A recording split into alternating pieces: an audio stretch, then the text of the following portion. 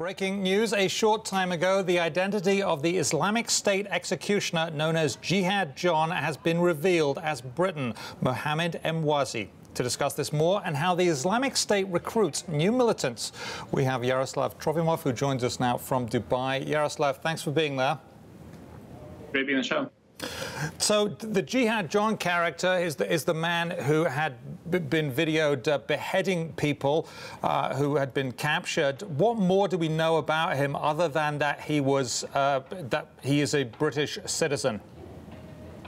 Well, we know that he's originally from Kuwait, but he grew up in the UK. He went to university in the UK, and he, according to reports, has had some trouble with the British law enforcement while on the trip to East Africa a few years ago.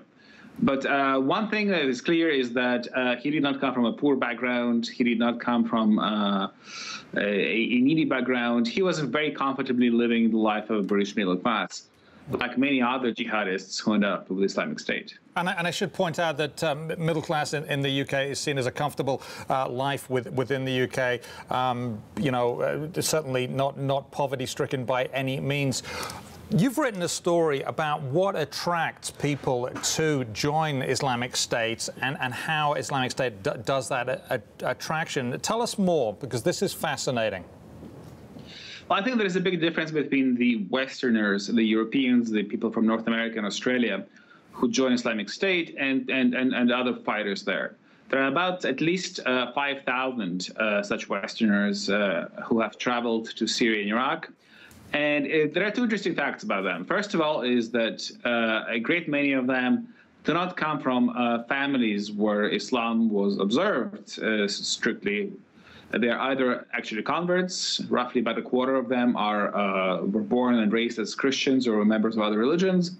And most of the others who were raised in households that come from a Muslim tradition were raised in households that did not really observe Islam. And so they were, in a way, born-again Muslims, also newcomers to the faith, which made it much easier for them to be indoctrinated with the kind of very extreme radical ideology that Islamic State has, and that it really is not shared by the vast majority of Muslims in the world. Now, your column also likens some of the Westerners who are joining the jihad as like extreme leftists from the 70s. There's a lot of similarities there. I'm thinking Baader-Meinhof, Red Army faction. Explain a bit more, please.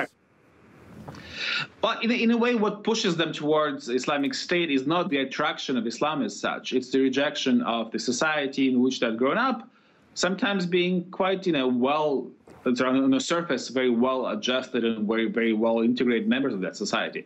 The very same could be said about the people who joined the terrorist movements in the 1970s. A lot of them also came from well-off families, were university students and graduates.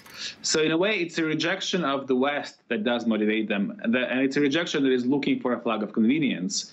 Back in the 70s, the communist ideology provided that outlet, that sort of promise, if you will, of a better, more just, more fair world. Now, of course, communism has been discredited by its failures in practice.